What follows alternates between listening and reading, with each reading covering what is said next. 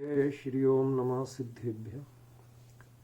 S सुरासुरमणु सिन्धवन्दिदं दोदगादिकं मलं प्रणमामि वड्ढमाणं तेत्थं धम्मस्कातारं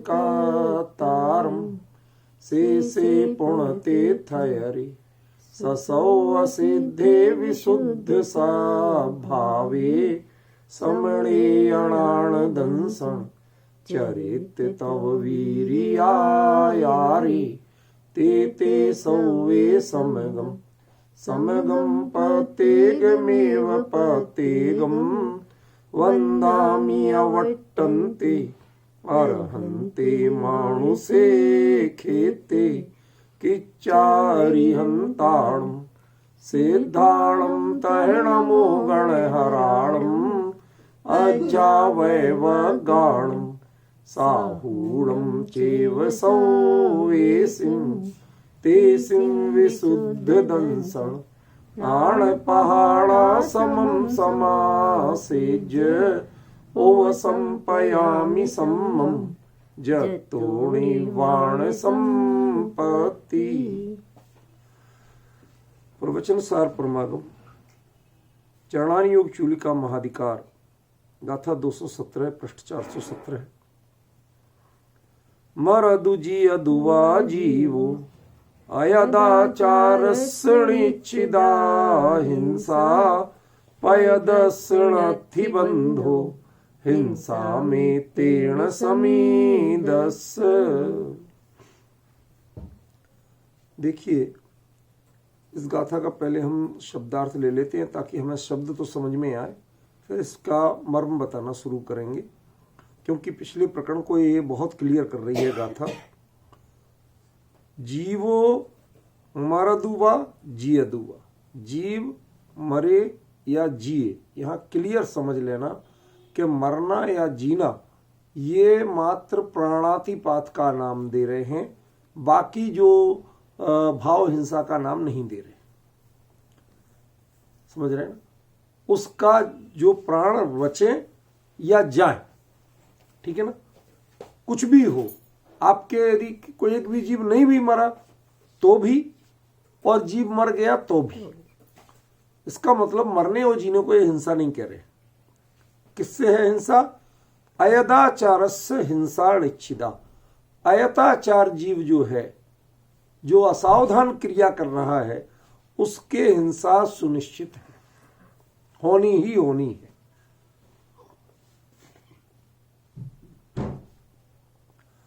पयदस्णथि बंधो हिंसा में तीर्ण समिदस्य। लेकिन हिंसा में तीर्ण, हिंसा होने मात्र से, अब देखिए यहां बड़ा कंफ्यूजन है इस चीज में। आचार्य देव कुछ और बताना चाहते हैं, सामान्य रूप से कुछ और लिया जा रहा है। पहले जो लिया जा रहा है वो बता दूं ताकि हम आचार्य के संकेत को समझ सकें। ऊपर क्या कहा? जीव मरे या जिए, माने मरना जीना अलग चीज है और हिंसा अलग चीज है। अयदाचारस्णिच्छिदा हिंसा, जो असावधान चर्या वाला जीव है उसके हिंसा सुनिश्चित है। ये कहने का मतलब क्या है कि उन्होंने हिंसा को मरने या जीने से सीधा नहीं जोड़ा। नहीं मरे तो भी हिंसा और मरे तो भी हिंसा। अब ये स्थूल दृष्टांतों में ये गाथा मैंने बहुत साल पहले अपने किसी एक मोक्ष विद्वान से सुनी थी, बहुत साल पहले, मतलब मैं बिल्कुल स्टूडेंट लाइफ में से भी छोटे में था। उस समय जब ये सुनी तो जो अर्थ बताया गया वो हमें बड़ी जल्दी समझ में आया था। आज लग रहा कि हम क्या उस समय जो समझ रहे थे शायद वो तो कुंद कुंद कह ही नहीं रहे। उन्होंने क्या बताया कि जैसे कोई व्यक्ति किसी को मारता है, मारता माने थप्पड़ मारा, चाटा मारा, पत्थर फेंक के मारा, अब उसको वो पत्थर नहीं लगा, उससे वो उस किसी न किसी को जान लेने के लिए गोली मारी, अब वो नहीं मरा, मारी तो जान लेने के लिए थी, पर वो बाय द वे नहीं मरा, ठीक है ना। तो वो कहते हैं आपने जो गड़बड़ आचरण किया था, हिंसक आचरण किया था, उससे हिंसा का पाप आपको लगेगा, चाहे वो मरा चाहे नहीं मरा। ये दरअसल जो व्याख्या है ये तो नितांत असंयमी, नितांत अज्ञानी जो जीव हैं उनके ऊपर तो ये आप लागू कर सकते हैं, समझ गए ना। उसमें भी अयादाचार शब्द नहीं कह सकते, क्योंकि वो असावधान नहीं है। उन्होंने तो बाकायदा पूरी सावधानी से गोली मारी, पूरी सावधानी से पत्थर फेंक के मारा, तो वो असावधान कहां हुए? वो तो बाई एम हुए। उनका एम एंड ऑब्जेक्ट बाकायदा हिंसा का था। अब आप कहें कि वो उससे सामने जीव मरा या नहीं मरा, जब तुम्हारा अभिप्राय ही हिंसा का था तब तो हिंसा का बंध होनी है। यहां बात दूसरी क्या है, यहां आचार्य ने वो बात ही नहीं कही जो हम आज तक समझते। हम समझते हैं कि साहब कोई कहते हैं अन्यमती या कोई भी जैनमती भी वो कहते हैं कि जीव का प्राणातिपोरोपण हिंसा है, उसका प्राण विप्रोपण हिंसा है, ठीक है ना। तो उसका प्राण उससे छूट जाए, 10 प्राणों का, आयु प्राण का मुख्य रूप से वो छुटकारा मिलना या उसका छूट जाना, वो हिंसा है। इसके लिए तो हम समर्थन नहीं कर रहे हैं। कुंदाचार्य कहते कि मरदु जिये दुवा जीव, वो मरे या जिए ये हमारे हिंसा का आधार बिंदु नहीं। तो क्या है कि अयत्नाचार, असावधानी पूर्वक किया गया आचरण, मारना या मारने का प्रयास करना, ये असावधानी पूर्वक किया गया आचरण नहीं है, ये तो क्रूरता पूर्वक किया गया आचरण। समझ गए ना। ये असावधानी नहीं, पूरी सावधानी। लेकिन सावधानी इसका मतलब अच्छे अर्थ में ली गई, बुरे अर्थ को सावधानी नहीं लिया गया। यदि उसे हम सावधानी लें कि मैंने पूरी सावधानी से फेंक के मारा था, पूरा निशाना लगा के मारा था, पता नहीं कैसे बच गया, वो भागी था बच गया, ये तो क्रूरता है। समझ गए ना। इसकी चर्चा यहां नहीं है, ये यहां का दृष्टांत नहीं है। यहां क्या कह रहे, अयत्नाचार। आप यदि अपने स्वरूप में असावधान हुए, समझ गए, आपने स्वरूप में समाने का लक्ष्य नहीं रखा, आपने ज्ञायक की दृष्टि नहीं रखी, तो आपके हिंसा निश्चित है। ठीक है, एक स्थूल बात हो, माने मोटी मोटी बात हुई। अब नीचे की पंक्ति में पूरे ही विषय यूटर्न हो जाएगा। वो कहते हैं हिंसा में तीर्ण, हिंसा होने मात्र से। अब कौन सी हिंसा, प्रश्न समझ में आया नहीं भाई। प्राण विप्रोपणम हिंसा, तो उसको तो आपने ऊपर हिंसा माना ही नहीं है। मरदु जिये दुआ जीवो, जी मरे चाहे जिए, उसको तो आपने हिंसा मानी नहीं है। आपने तो अयत्नाचार को हिंसा माना, समझ गए। तो हिंसा में तीर्ण, तो क्या अयत्नाचार मात्र से ये कहना चाहते हैं कि अयत्नाचार मात्र से समिदस्य पैदस्य बंधोणथी, जो पैद माने सावधान जीव है और जो समिदस्य जो समिति युक्त है, उसको बंध नहीं होता है। ये तो अभी मैं शब्दार्थ की बात कर रहा हूं, मैं अपनी ओर से कुछ भी नहीं समझा रहा हूं, मैं तो इन शब्दों का अर्थ बता रहा हूं। आपको अब असली क्लू पे तो मैं लाऊंगा कि किस पॉइंट को आपको पकड़ना है। रूपल बहन, समस्या क्या है कि कुंदाचार्य की गाथाओं में वो हरेक में एक प्रॉपर पॉइंट, टर्निंग पॉइंट देके चलते हैं कि किस बात से पूरा अर्थ लेना, और हम लोग उसका शब्दार्थ करके रह जाते हैं। मर्म समझने के लिए हम टीकाओं पे जाने लगते हैं। मैं टीकाओं का निषेध नहीं कर रहा, मैं टीकाओं का निषेध नहीं कर रहा, लेकिन मुद्दा क्या है, कुंद मूल में क्या कह रहे, पहले उतना तो समझने की कोशिश करो, ठीक है ना। जब उनके अर्थ को समझ लो, फिर उसका और जो मूल ट्रैक है उसका और क्या विशेष व्याख्यान टीकाकारों ने किया वो समझो ना। आप मूल को छोड़ के, मूल का अर्थ भी टीकाकारों समझना चाहते, हम ये इसको गलत कहते। पहले मूल समझो, वो क्या कह रहे हैं वो समझो, और वो समझने के बाद फिर जो उसका विशेष व्याख्यान टीकाकारों ने किया, तो जो मिलाया जाएगा वो किससे मिलाया जाएगा, मूल से। ऐसे समझो कि कोई व्यक्ति आपको कह रहा है कि ये लो 7 रुपए,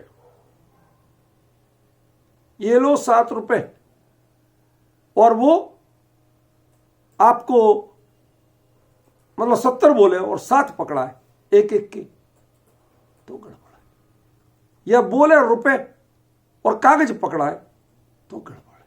आप पहले ये देखो कि जो मूल के वचन हैं उसी का विस्तृतीकरण सामने आ रहा है कि नहीं आ रहा। आज हमारे जितने भी व्याख्यानकार हैं, जितने भी शास्त्र के प्रकाशन हैं, उसमें सबसे बड़ी गड़बड़ी फोकस नहीं है आचार्य कुंद कुंद पर, फोकस है टीकाकारों पर। मैं जोर देना चाहता हूं कि पहले कुंद कुंद क्या कह रहे हैं ये समझो, उसे पहचानो, और उसके आधार पर टीकाकारों ने क्या नया हमें बताया है आप ग्रहण करो, समझो। हम विरोध नहीं कर रहे, लेकिन आपकी इस मानसिकता पर हम विरोध करते हैं कि आप कुंद कुंद को नहीं समझना चाहते। टीकाकार कह रहे हैं, क्या कह रहे हैं ये आप समझना चाहते हो। इवन कुंद कुंद का अर्थ भी टीकाकार क्या कह रहे हैं इससे आप समझना चाहते हो। पहले उनकी भी तो भाषा है, उन्होंने भी तो ग्रंथ लिखा है, उनकी भी तो शब्दावली है, तो जो उनकी शब्दावली है पहले उस पर फोकस करो, पहले उसका अर्थ पहचानो, और जब शब्दार्थ ही सही, उसका अन्वयार्थ सही, वह व्यवस्थित क्लियर हो जाए, फिर देखो कि टीकाकारों ने उसका क्या विशेष भाष्य किया, क्या स्पष्टीकरण किया, क्या वो उसी ट्रैक पे है या उन्होंने उसका कोई दूसरा पक्ष बताने की कोशिश की। समझ रहे ना, ये मेरा कहने का मतलब है। जब ऊपर आचार्य देव ने मरदु जियदु व जीवो, जीव मरे या जिए, दोनों बातें कह दी, इसका मतलब जो प्राणातिरोपण है, प्राण व्यपरोपण है, इसको तो उन्होंने सीधे सीधे हिंसा कहा ही नहीं, क्योंकि मरना या जीना ये किस पर है, ये प्राणों के ऊपर है, मुख्य रूप से आयु प्राणों से। आयु प्राण है तो जीते। कुंद कुंद ने समय सार में साफ लिखा ना, आउक्षयेण मरणम, इसका मतलब आयु कर्म का क्षय हो जाए, जितना बांधा था तो आपके मरण है, और आयु कर्म का क्षय नहीं हो तब तक जीवन है। यही हुआ ना अर्थ। तो जब आप कह रहे कि मरदु जियदु वा, मरे अथवा जिए, ठीक है, इन दोनों स्थितियों के लिए उन्होंने क्या विकल्प दे दिया कि प्राण रहें या प्राण ना रहें। ठीक है, तो यदि इसका नाम हिंसा होता कि प्राण रहने या प्राण नहीं रहने का नाम, तो वो अयदाचारस्य निच्छिदा हिंसा, अयतनाचारी जीव के या अयतनाचार से निश्चित रूप से हिंसा होती है, ये बात नहीं कहती। बात समझ में आई? यदि प्राणों के रहने या निकल जाने का नाम, छूट जाने का नाम हिंसा मानते वो, तो वो ये बातें ही नहीं कहते कि जीवो मरदु जियदुवा, जीव मरे चाहे जिए, अयदाचार से निश्चित, अयतनाचारी की निश्चित हिंसा है, ऐसा नहीं कहते। वो कहते कि जब प्राण निकल जाए तो जीव की हिंसा है, और प्राण नहीं निकले तो जीव की हिंसा नहीं। ठीक है ना? जो तत्वार सूत्र जी में कहा प्रमत्त योगात प्राण व्यप्रोपणम हिंसा, प्राण व्यप्रोपणम हिंसा यदि वो हिंसा मानते तो फिर ये मरदु जियदुवा इसमें विकल्प नहीं लगा देते, अथवा नहीं लगा देते। मरो चाहे जियो, हम इसको हिंसा ही नहीं मानते। हम किसको मानेंगे? अयदाचारस्य निच्छिदा हिंसा, जो अयतनाचार है उससे हिंसा है। इसका मतलब हिंसा क्या है? प्राण व्यप्रोपणम हिंसा है या अयतनाचार हिंसा है? अयतनाचार हिंसा है। अब यदि अयतनाचार हिंसा है तो दूसरी पंक्ति में जो आचार्य कह रहे कि हिंसा में तीर्ण, हिंसा होने मात्र से, पहले तय कर लिया ना आपने कि प्राण व्यपरोपण का नाम हिंसा नहीं कह रहे, बल्कि अयतनाचार को हिंसा कह रहे। बिल्कुल खूंटा गाड़ो, तय करो, ये तय हुआ तो फिर कहते हिंसा में तीर्ण। जब आपने हिंसा का स्वरूप तय कर लिया कि अयतनाचार ही हिंसा है, तो उतना हिंसा होने मात्र से समिदस्य पयदस्य बंधोणथी, जो समित और पयद, प्रयत, सावधानी वाला जो जीव है, उसके हिंसा नहीं होती है, बंद नहीं होता। तो फिर दूसरी पंक्ति में हिंसा का अर्थ क्या है? प्राण व्यपरोपण या आयतनाचार। यदि शांति से सुनना, यदि आयतनाचार अर्थ होता तो पयद और समिध ये आयतनाचारी का नाम नहीं। प्रयत माने जो सावधान है। पिछली गाथाओं में ही कहा, जब 2 गाथा पहले क्या कहा था? पैदस्सणत्थि बंदो, ये हम कह उसमें, ये देखो मैं आपको पढ़ के बताता हूं अभी निकाल के। ये देखो, पैदो मूल गुणेषु यजो परिपूर्णो सामर्णो, 214 में दिया था ना, दिया था कि जो मूल गुणों में पयद है, सावधान है, वह परिपूर्ण श्रावण वाला है।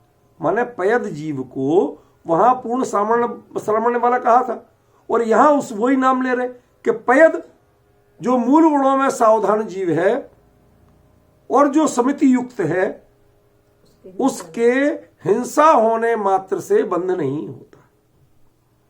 तो अब हिंसा का अर्थ क्या? आयतनाचार तो हो नहीं सकता। ध्यान देना, यदि आयतनाचार अर्थ हो तो जो पयद है, सावधान है, वो सावधान कैसे होगा? कुछ समझ में नहीं आ रहा है, दिमाग घूम रहा है कहीं। सुनो ध्यान से सुनो तो सुनो। यत्नाचार और पयद ये पर्यायवाची है। यत्नाचार और पयद ये कैसे है? यत्नाचार प्रयत्नाचार, और प्र उपसर्ग जुड़ गया उसमें, और कुछ नहीं हुआ। जो यत्नाचार से भी ज्यादा सावधान है, अधिक श्रेष्ठ यत्नाचार वाला है, उसका नाम पयद है। ठीक है ना? तो जब इन्होंने पयद कह दिया, इसका मतलब यत्नाचार तो हो गया कि नहीं? और जब वह पयद है, तो जब आपने अयत्नाचार को हिंसा कहा था, तो जब वह जीव पयद हो गया, ठीक है ना, तो उसके लिए आप ऐसा कैसे कह सकते हो कि पयद जीव के हिंसा मात्र से बंध नहीं होता? अब 2 बातें अंतर ख्याल में आई, कहां टर्न हो रहा है? सामान्य रूप से मैं 3 बार बोलूंगा, मुझे कोई तकलीफ नहीं, मुझे रिपीट करने में कोई तकलीफ। पहले कुंद आचार्य क्या कहना चाहते वो क्लियर करो। ऊपर की पंक्ति में क्या कहा? जीव मरे चाहे जिए। ठीक है, मतलब जो प्राण व्यपरोपण है उसको मैं हिंसा नहीं मानता हूं, बल्कि अयतनाचार को हिंसा मानता हूं। क्लियर है एकदम, कोई डाउट तो नहीं। अब प्रश्न कह रहे हैं कि यदि अयतनाचार ही हिंसा है, तो हिंसा होने मात्र से माने अयतनाचार होने मात्र से। भाई अयतनाचार यदि हिंसा है तो हिंसा मात्र से माने अयतनाचार मात्र से। लेकिन अयतनाचार किसके होगा? अपयद के होगा कि पयद के होगा? जो असावधान है उसके हिंसा मात्र होगी कि जो सावधान है उसके होगी? असावधान की। तो जब आपने हिंसा किसका नाम लिया? अयतनाचार का। अयतनाचार यदि हिंसा है तो वह सावधान जीव के तो हिंसा हो ही नहीं सकती। भाई आपे की परिभाषा के अनुसार कि अयतनाचार जीव जो है उसके ही हिंसा होती है। दूसरे शब्दों में कहे तो अयतनाचार ही हिंसा है। ठीक, क्लियर? शॉर्ट में तो समझ में आए। अब यदि अयतनाचार ही हिंसा है तो प्रयत जीव जो है, माने जो यत्नाचारी जीव जो है, विशेष रूप से यत्नाचारी जीव जो है, उसके हिंसा मात्र से बंध नहीं होता, तो कौन सी हिंसा से? भाई जब आपने अयतनाचार को हिंसा कहा और ये तो प्रयत है, तो इसके तो अयतनाचार हो नहीं सकता, तो उसे किस हिंसा से बंध नहीं होता? द्रव्य हिंसा से। अब पहले जो आचार्य कह रहे हैं उनको समझो। हम लोगों में क्या है, पांडित्य की आदत बहुत पड़ गई। हम उत्तर देना चाहते, मैं कहता हूं फोकस करो, तुम कुंद आचार्य से उत्तर लो। यदि उन्होंने कोई बात को कर्म दे के कहा है तो वो उनसे समझो कि भगवान आप क्या कहना चाहते। आप भावों में हाथ जोड़ के कुंद के सामने खड़े हो जाओ,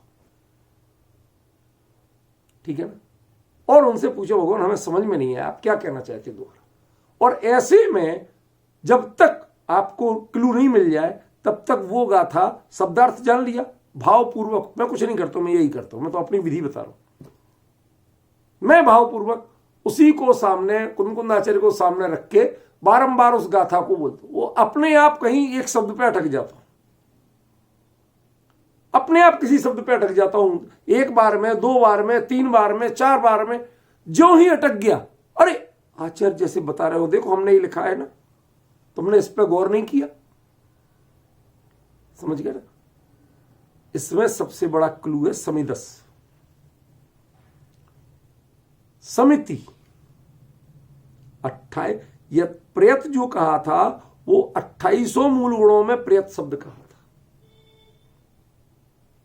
था कि नहीं कहा था? 214 गाथा में पैदो मूल गुणे सुया कहा था।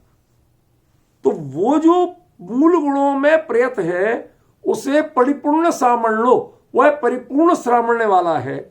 ये बात कहने वाले कुंदकुंद आचार्य देव यहां प्रश्न कर रहे हैं कि जो प्रेत जीव है उसके हिंसा मात्र से बंध नहीं है।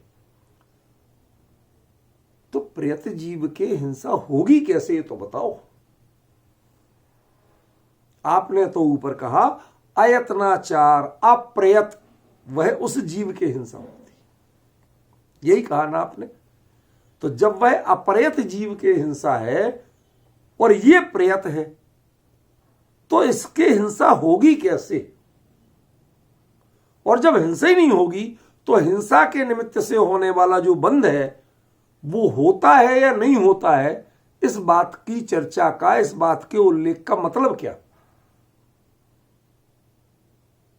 ये गाथा जैसा अर्थ आज तक किया गया, मैं सबकी नहीं कह रहा हूं, कई लोगों ने, गुरुदेव सिंह ने बहुत सही अर्थ की, लेकिन जो हम स्थूल सामान्य शब्द पढ़ के जो पंडित लोग अर्थ समझते हैं या जिज्ञासु अर्थ समझते हैं, वहां की चूक की बात बता रहा हूं। कहां चूक हुई? पहला आचार्य ने साफ कहा जीव मरे या जिए, अयत्नाचार यदि है तो हिंसा है। मतलब मरना और जीना, प्राणों का विप्रोपण होना या नहीं होना, ये हिंसा नहीं। एक बात क्लियर होगी? मैं तो 10 बार दोहराऊंगा, जब तक आपको भी क्लिक नहीं होने लगे कि क्या बात है तब तक चलो। फिर जब वो अयत्नाचार हिंसा है और ये जीव कैसा है? प्रयत्नाचार वाला, अयत्नाचार वाला नहीं, बिल्कुल अपोजिट हो गया। वो अयत्नाचार है और ये प्रयत्नाचार है। तो प्रयत्नाचार वाले जीव के हिंसा मात्र से बंध नहीं होता, माने किस हिंसा से बंध नहीं होता? अयत्नाचार तो ये करता नहीं, और प्राण जो रहे या जाए इससे आपने हिंसा मानी नहीं। समझ गए ना? तो कौन सी हिंसा मात्र से बंध नहीं होता? अब प्रश्न कुछ समझ में आया कि एक आध बार और बोलूं? अभी सब ऐसे ही कर रहे हैं, वो ऊर्जा नहीं कि जैसे कुछ समझ में आया हो, बस तसल्ली दे रहे हमारे लिए, हाँ हाँ ठीक है ठीक है, बोलो बोलो, ऐसा नहीं। मैं भी समझता हूं, मैं टीचिंग साइकोलॉजी अच्छी तरह समझता हूं। सामने वाले के हर चीज के भाव भंगिमा, इंप्रेशन, बॉडी लैंग्वेज वो बोलती है कि चीज समझ में आई या नहीं आई।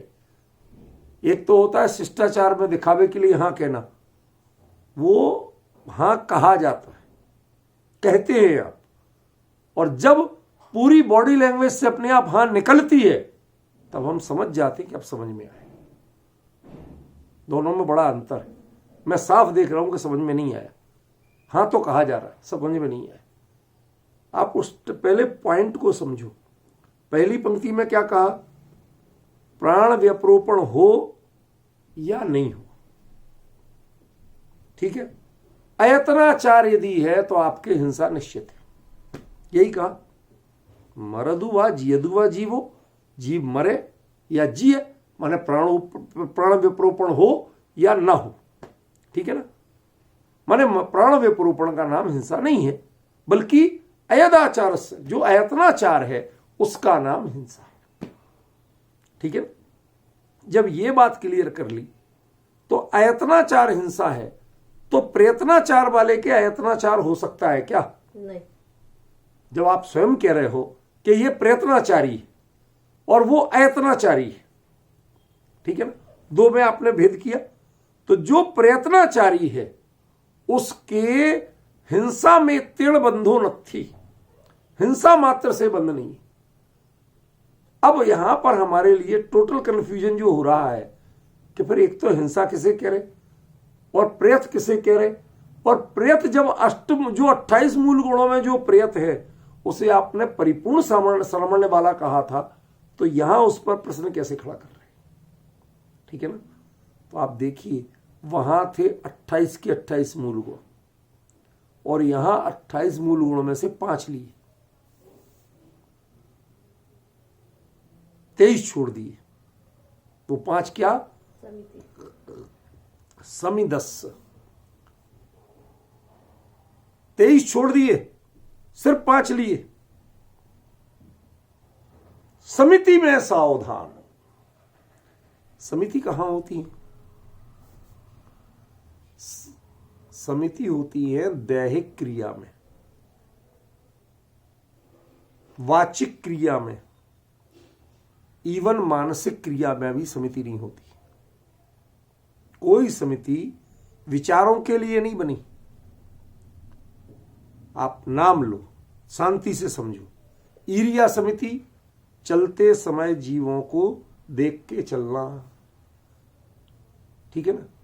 भाषा समिति, नपा तुला बोलना वचन से, माने काय से वचन से। बाकी तीनों समितियां फिर काय पे, आदान निक्षेपण, प्रतिष्ठापना, ऐसना, ये सब किस पे है? सब काय की क्रिया पे। मतलब वचन और काय की क्रिया, तो वचन भी किस पर केंद्रित है? वचन स्वयं पौद्गलिक क्रिया है और वचन देह पर केंद्रित है। यदि देह में किसी का गला खराब हो जाए तो वचन नहीं होगा, गूंगा हो जाए वचन नहीं होगा, मुंह बंद कर दो वचन नहीं होगा। समझ गए ना। तो इसका मतलब है वो वचन की क्रिया भी जो है वो किसकी क्रिया है? दैहिक क्रिया है। इसका मतलब पांचों समितियां स्थूल रूप से किसकी क्रिया के अंतर्गत आएंगी? देह की क्रिया में जो सावधान है। ये मूल गुणेषु पैदो नहीं है। देह क्रिया में जो प्रयत है, तो क्या देह क्रिया में जो प्रयत है वो अयत्नाचारी हो सकता है? भाई आपने तो साफ कहा कि अयताचार से हिंसा होती है, कहा कि नहीं कहा? और हिंसा होने से यदि आप हिंसा मान रहे हो तो इसका मतलब अयत्नाचार तो है, और आप प्रयत्नाचार भी कह रहे हो कि वो प्रयत है, तो उसके हिंसा होने मात्र से बंद नहीं होता। ये क्या है कहानी? टोटल अभी तक कंफ्यूजन ही कंफ्यूजन है और कुछ नहीं आया आपको क्लियर। मुझे तो एकदम शुरू से क्लियर है। मैं आपको उस पॉइंट पे ले जाना चाहता हूं ताकि आप वो पकड़ सके। मैंने क्या कहा इसमें कि जो वर्ड है वो क्या है? समिदस। वो समित है। समितियां जितनी हैं वो हैं दैहिक क्रिया को कंट्रोल करने वाली, और दैहिक क्रिया से जो हिंसा होती है वह हिंसा कौन सी होती है? वह प्राण व्यपरोपण की होती है या अयत्नाचार की होती है? अयत्नाचार को उन्होंने अकेली दैहिक क्रिया में नहीं लिया। अयत्नाचार वो है जो 28 मूल गुण को पालन में प्रयत्नाचार वाला है, समितियों के पालन में प्रयत्नाचार वाला है, वो स्वरूप के साधन में उस समय अयत्नाचार वाला। पॉइंट समझ रहे? आपका ध्यान कहां था? एक बात बताओ, कोई व्यक्ति स्वाध्याय के समय ध्यान से सुनो, ध्यान से बैठो, आप कहते कि नहीं कहते?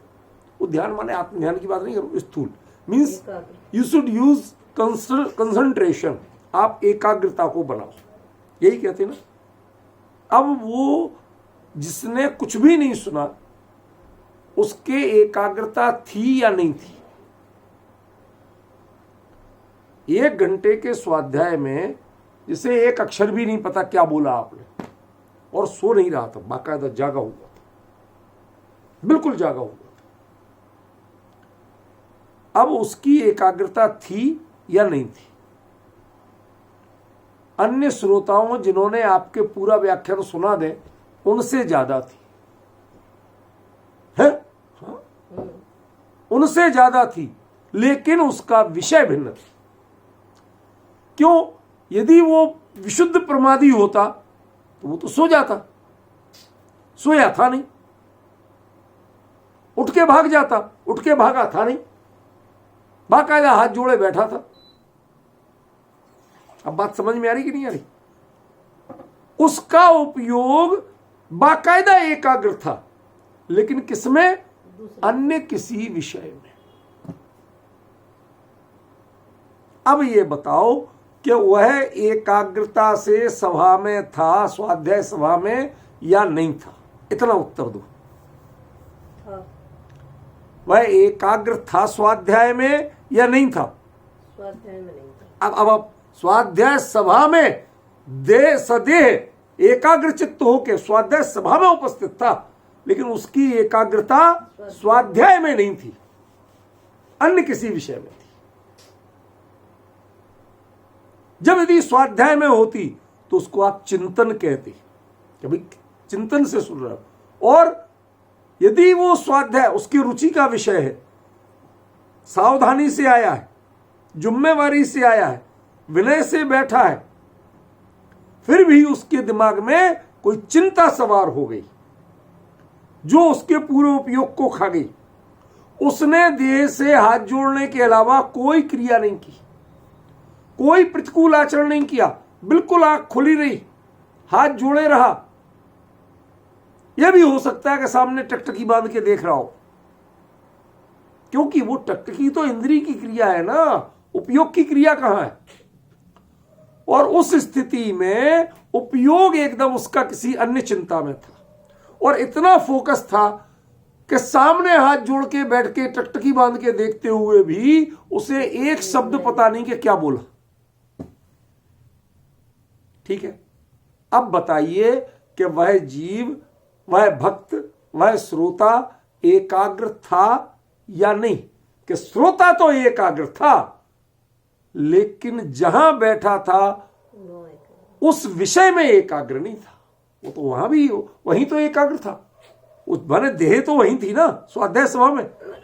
तो स्वाध्याय सभा में एकाग्र होना और स्वाध्याय में एकाग्र होना, इन दोनों में अंतर हुआ कि नहीं हुआ? समझ गए?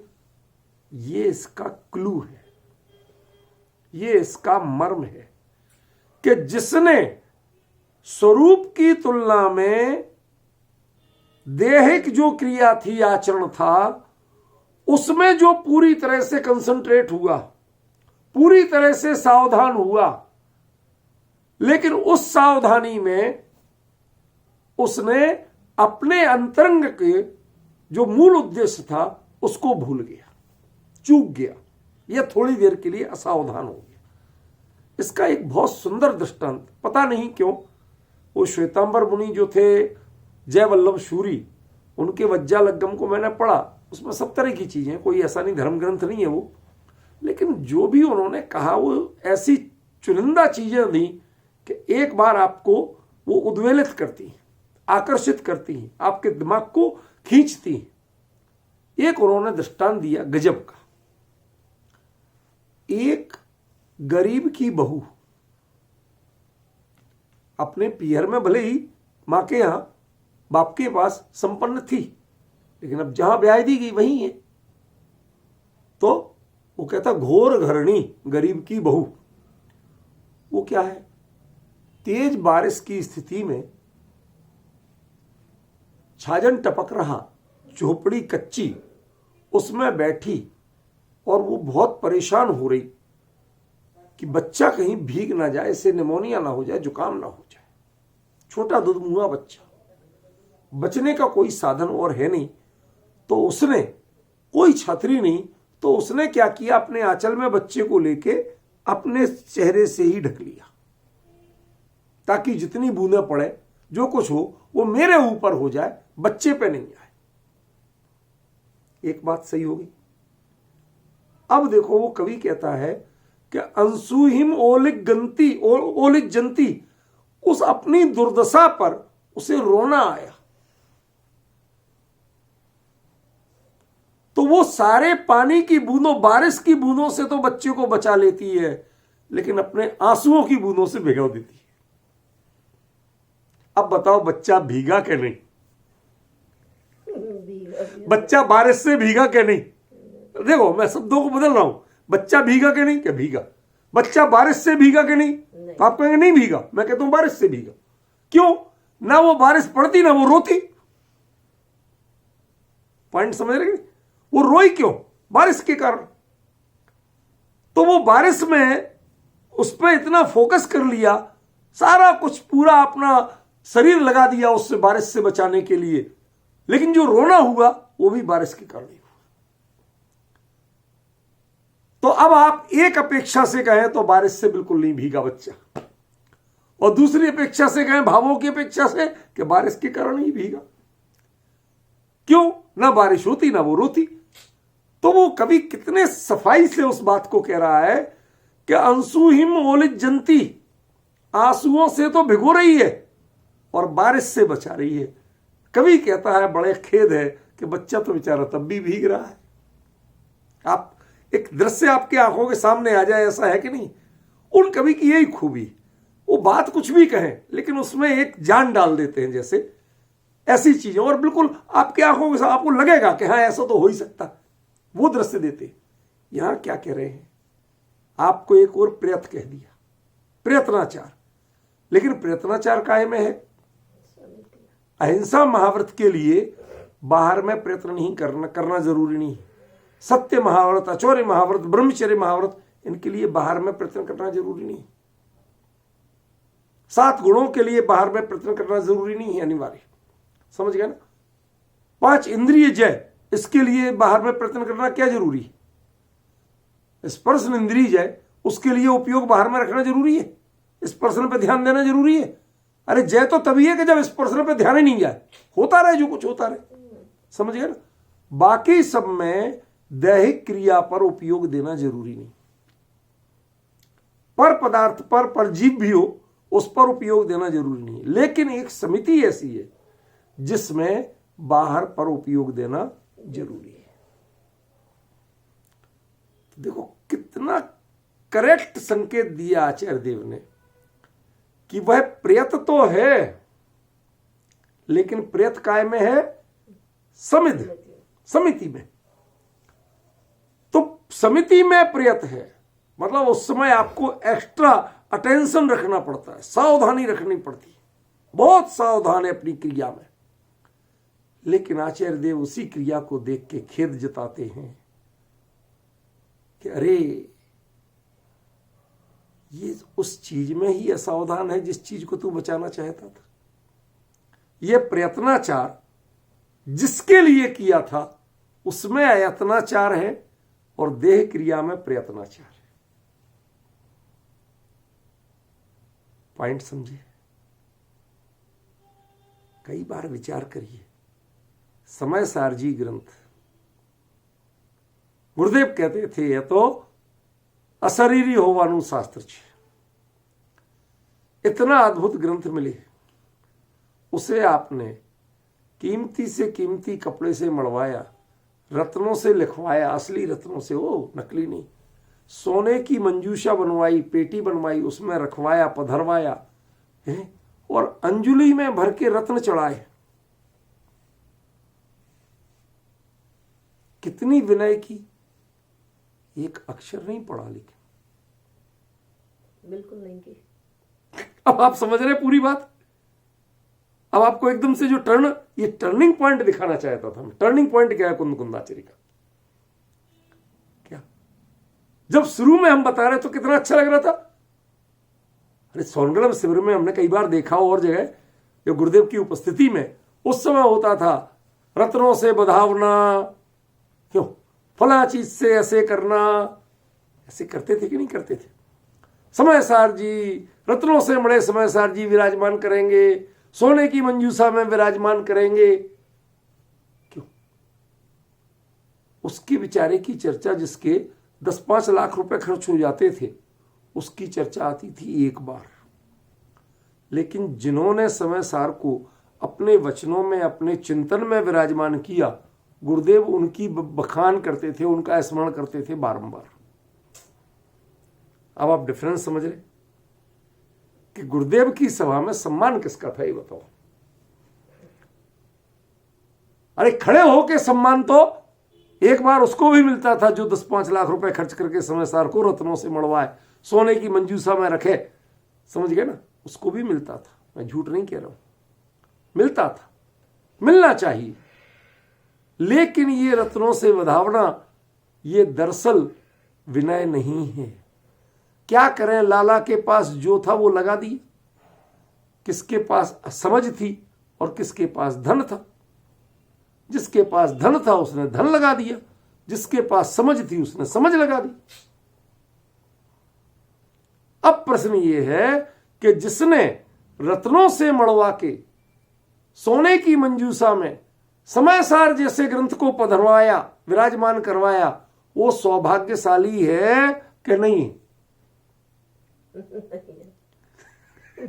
अब सारा आप कहते आप तो हमारे लिए दुविधा में डाल देते। ये दुविधा मैं नहीं डाल रहा हूं, कुंद कुंदाचार्य डाल रहे हैं। उन्होंने क्या क्लू दिया? समिदस। हमारी सारी समितियां जो हैं वही आपके प्रयत्नाचार का मूल हो गई। दैहिक आचरण, अन्य जीवों की रक्षा, ये मूल हो गया है। वो अयत्नाचार की हिंसा को भूल जाते, स्वरूप से अयत्नाचारी हो गया। आप पॉइंट समझ रहे क्या कह रहे हैं आचार्य देव? अब आप पढ़ना आराम से, अभी तो चर्चा चलेगी, फिर पढ़ना क्या बाकी अर्थ क्या किया गया है।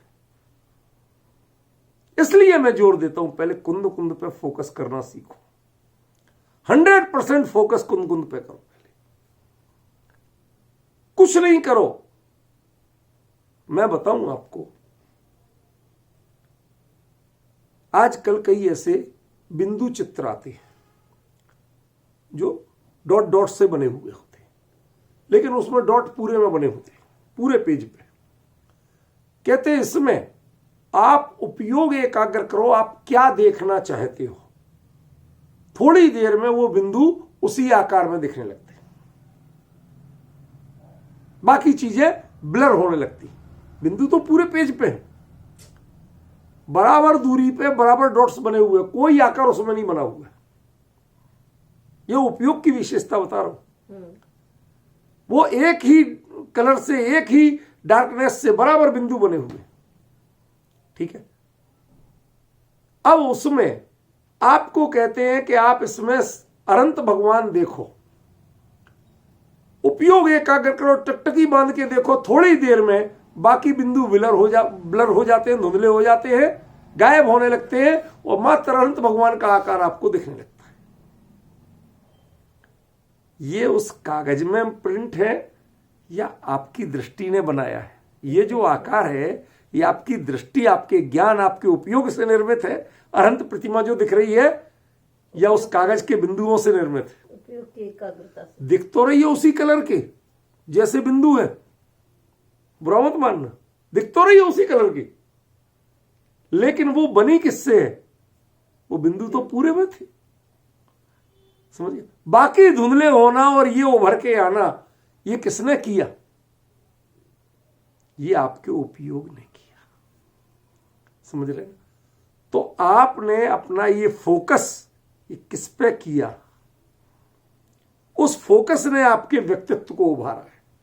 आपने फोकस स्वरूप पर किया, देह पर किया या पर किया? समितियां देह की क्रिया और परजीवों की रक्षा, इन पर केंद्रित होती है। जो इनमें प्रयत जीव है, समितियों में प्रयत जीव है, वो स्वरूप से अप्रयत है, वो स्वरूप से उसी समय अप्रयत है, क्योंकि उसका पूरा उपयोग केंद्रित यहां हो गया, समझ गए ना? प्राण विप्रोपण ना हो जाए या ऐसा ना हो जाए, वो इस पर प्रयत इतना हो गया, आचार्य कहते भैया तू क्यों इसमें टेंशन कर रहा, मरदु जिये दुआ जीवो, आयु खेड़। ये जीव मरे या जिए ये हिंसा है ही नहीं है? तुम्हारे अरे भाई तुम क्यों अनर्थ करते हो। अमृतचंद्राचार्य ने साफ साफ लिखा कि जो उपदेश दिया जाता है वो ऊपर चढ़ने को दिया जाता है, नीचे गिरने को नहीं दिया जाता।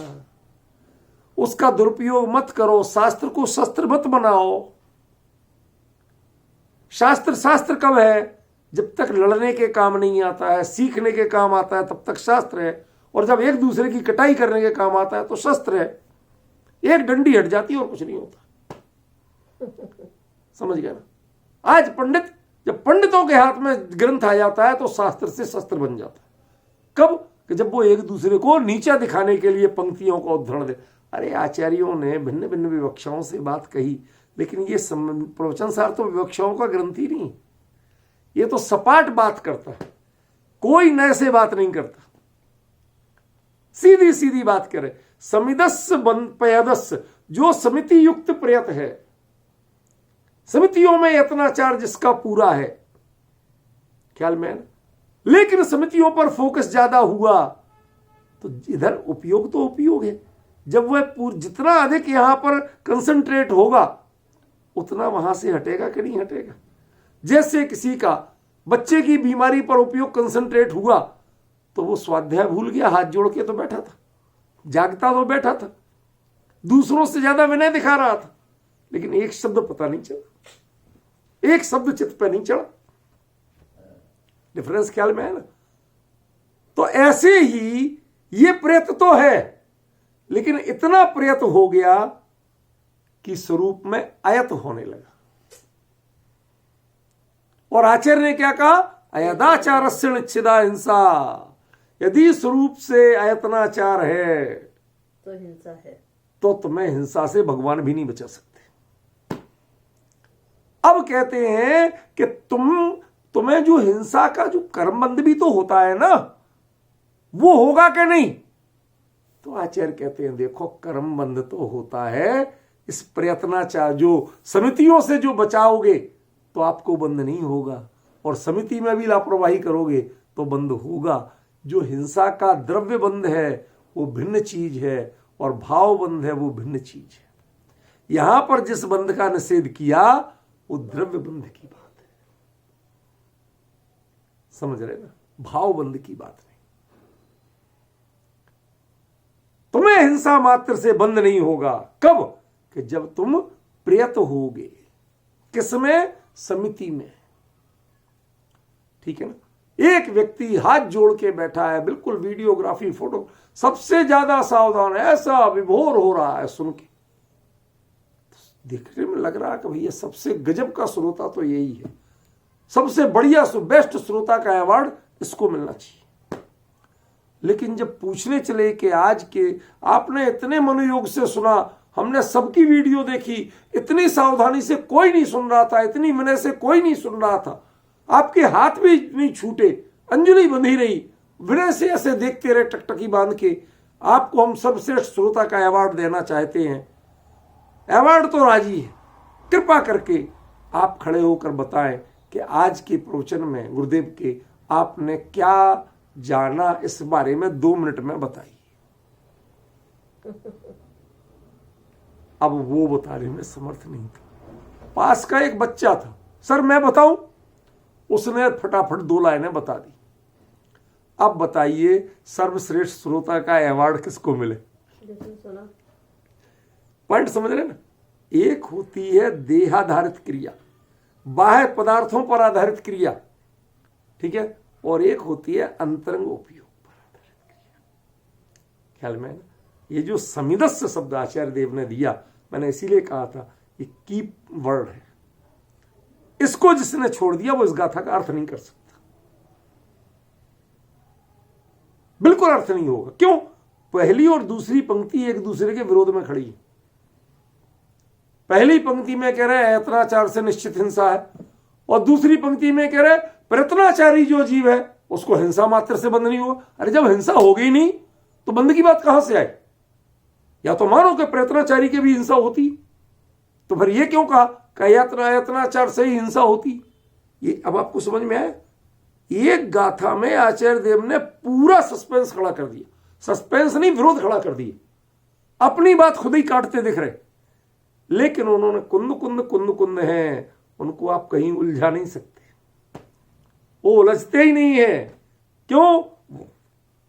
तुरंत के तुरंत वो उसका समाधान देके चलते कि मैं जो यहां पर प्रयत्न कह रहा हूं वो समिति की दृष्टि से कह रहा हूं, वो स्वरूप की दृष्टि से नहीं कह रहा हूं। स्वरूप की दृष्टि से जो हिंसा है वो हिंसा तो है, भावों के अपराधी तो आप हो, लेकिन द्रव्य के अपराधी आप नहीं। समझ गए? ये इस गाथा का मर्म है। हिंसा में तीर्ण, आप एक और कह रहे हैं हिंसा मात्र से, तो हिंसा अकेली, हिंसा मात्र से कुछ नहीं हो जाएगा, किसी की जान लेने से कुछ नहीं हो जाएगा। तो और क्या कहना चाहते, किसको पाप कहना चाहते?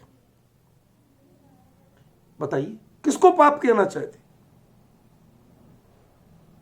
कानून में भी बहुत सी व्याख्या है। आत्मरक्षा में किसी ने गोली चलाई और कोई मर गया, नहीं कहते। समझ में आया ना? यहां तक कि जब तक प्रूव नहीं हो जाए, कोई किसी को गाड़ी से जानबूझ के कुचल दे, लेकिन इंडियन ट्रैफिक रूल्स जो हैं, उसका जो कानून है, जो संविधान है, वो क्या कहता है कि उस व्यक्ति को पुलिस वाला जमानत वहीं से दे देगा, बिना जज के थाने से ही जाने देगा। क्यों? क्योंकि भाई ये तो एक्सीडेंट है ना, अब प्रूव करना तुम कोर्ट में जाके, केस खत्म नहीं करेगा, केस तो रहेगा, कोर्ट में जाके प्रूव करना कि तुमने जानबूझ के मारा था या एक्सीडेंट हुआ था। यदि जानबूझ के मारा सिद्ध हो जाएगा तो तेरे लिए आजीवन कारावास भी हो सकता है, और एक्सीडेंट सिद्ध होगा तो 6 महीने की सजा होना है। 6 महीने के लिए उसको वो जेल में वो नहीं डाल सकता, वो तो जज डालेगा, वो थाने से ही उसको जमानत देगा। अब क्या डिफरेंस पड़ा? हिंसा में तीर्ण, मर जाने मात्र से बंधोनक थी। वो क्या आपके पास ड्राइविंग लाइसेंस है कि है, आप अपनी साइड से चल रहे थे, रेड लाइट का उल्लंघन तो नहीं कर रहे थे, किसी ट्रैफिक रूल का उल्लंघन करते देख रहे थे, नहीं कर रहे थे, ठीक है ना? ड्रिंक किए हो कि नहीं किए हुए, तो वो कहेगा भाई साहब ये लो तुम्हारी जमानत, जाओ, लेकिन सारा लाइसेंस जमा करके जाओ, गाड़ी यहां खड़ी रहेगी और अब कोर्ट से सारा निपटा, आगे का निर्णय कोर्ट करेगा, मैं तुम्हें बंद में नहीं डाल सकता। समझ गए? ऐसे ही जो बाहरी समितियों में प्रयत है, उसे कर्म कहता है कि हम बंद में नहीं डाल सकते, लेकिन उसका निर्णय जो अयतनाचार वाला निर्णय है वो तो केवली परमात्मा के दरबार में होगा।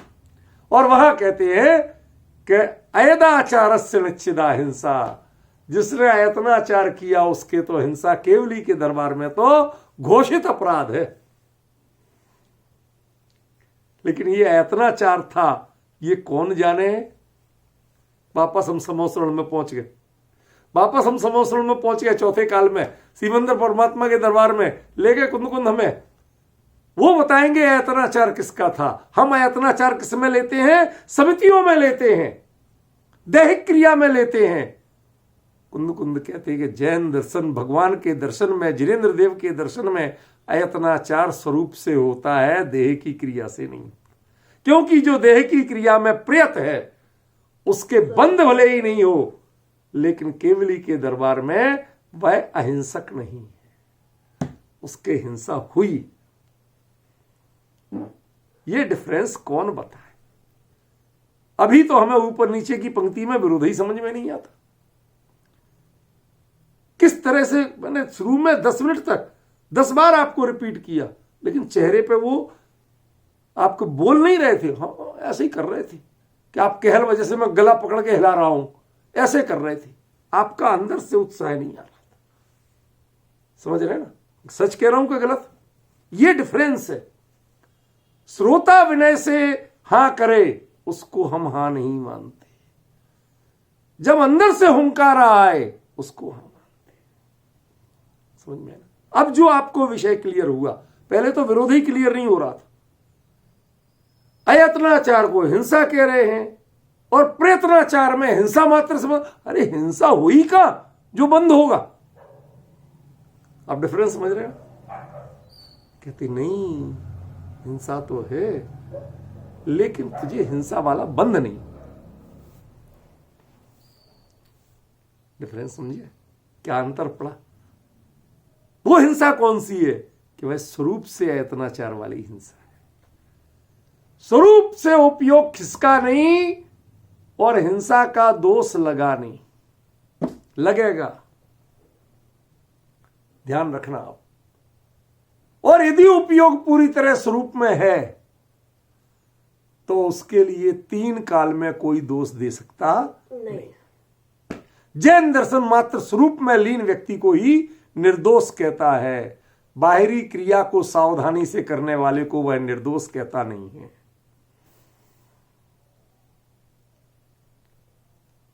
बहन, अभी आप कह तो रही हो, जरा इस गाथा का लोगों के अर्थ पढ़ो, व्याख्यान सुनो, किस अर्थ में प्रयोग कर रहे हैं, पता चल जाएगा कि आप यदि सावधानी से क्रिया कर रहे हैं तो आपको बंध नहीं है।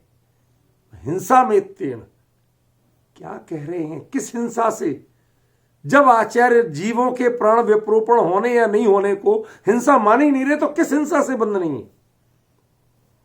पहले हिंसा तो सिद्ध करो। कहते यही है, सावधानी से अगर करोगे कार्य तो हिंसा हाँ। हो जाएगी तो भी बंद नहीं होगा। वो हिंसा क्या है? वो आपकी हिंसा है प्राण विप्रोपण, और यहां हिंसा है अयत्नाचार, स्वरूप से अयत्नाचार। इसको नहीं पकड़ पा रहे लोग। मुनिराजों के पास वो अंतरंग की जो जैन दर्शन, जो आत्म केंद्रित दर्शन है, उपयोग अपने स्वरूप पर केंद्रित रहना चाहिए, उसको नहीं पकड़ पा रहे। वो उसको देह की क्रिया और अन्य जीव की प्राणों की क्रिया में जोड़ के चल रहे। असली मुद्दा यह है कि हिंसा मात्र माने प्राण विप्रोपण से। किसी का कोई जीव मर जाए तो तुम्हें हिंसा का बंध नहीं होगा। अरे भाई, तुम बोल क्या रहे हो?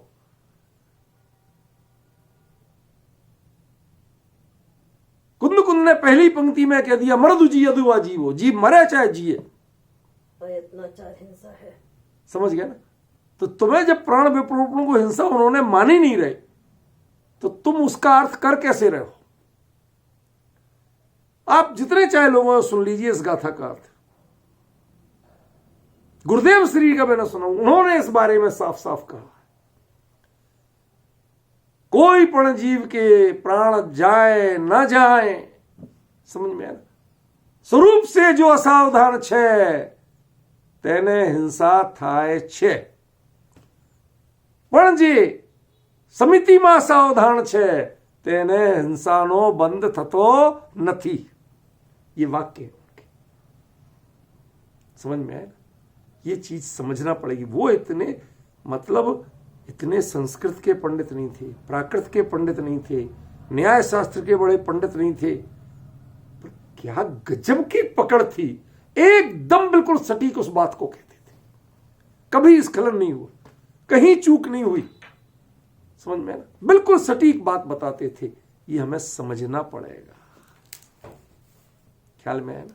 ये मर्म है इस गाथा का, जो अक्सर हिंसा मात्र का अर्थ जीव प्राण विप्रोपण हिंसा कर जिन्होंने किया, उन्होंने इस गाथा के अर्थ को ही खो दिया। सब जगह उद्धरण दिया। अहिंसा के प्रकरण में, लेखों में बड़े बड़े विद्वानों को, बुभुक्षु विद्वानों को देखा इस गाथा का उद्धरण। जीव के प्राण विप्रोपण होने से मात्र से वह हिंसक नहीं है, उसे हिंसा का बंध नहीं होता है। अरे भले आदमी, हिंसा मात्र से बंध नहीं होता है, उसे जो बंध होगा वो दूसरे कारण से होगा। समझ गए ना? असल हिंसा का रूप तो क्या है? स्वरूप से अयत्नाचार है, माने हिंसा खरी है, उससे कोई बचा सकता नहीं। लास्ट कह रहा हूं, समय हो चुका है। 1 मिनट की बात है। एक व्यक्ति से, चाहे असावधानी हो चाहे जो भी हो, लाइसेंस सब कुछ गलत, वो आदमी गलत था, दौड़ आया था, एक बच्चा दौड़ गया अचानक, आपने फुल ब्रेक लिए, लेकिन होते होते स्पीड तो स्पीड है, वो उसके पहिए के नीचे आ गया। कानून ने उसे छोड़ दिया। संविधान ने उसकी रक्षा कर ली, कोर्ट ने भी छोड़ दिया, पुलिस ने भी छोड़ दिया। क्यों? किसी की किताब में लिखी नहीं थी, उससे घर जाके रोटी नहीं खाई जा रही। क्यों? क्योंकि उससे उस बच्चे की लाश दिख रही है। अब डिफरेंस समझ रहे? ये उसकी संवेदना को कौन बचा सकता है? सारे लोगों ने उसे निर्दोष कह दिया, लेकिन वो अपने आप को सदोष मानता है। घर से पैसे लेके उसका पता ढूंढवाता है, उसके घर जाता है, जाके हाथ जोड़ के ऐसे बैठ जाता है जमीन पे। अरबपति का लड़का जमीन पे ऐसे बैठ जाता है। भूल तो बहुत बड़ी हुई है मेरे से, इसका कोई इलाज नहीं है, बच्चे के कोई मोल नहीं होता है। थोड़ा सा मेरा ये मान लेंगे मेरी भेंट तो मेरा बोझ कम हो जाए। वो कैसा, कोर्ट ने तुम्हें छोड़ दिया, पुलिस ने तुम्हें छोड़ दिया, संविधान ने तुम्हें छोड़ दिया, लेकिन मेरी अपनी अंतरात्मा मुझे नहीं छोड़ रही है। वो कह रही है तुमने बड़ी गलती की है।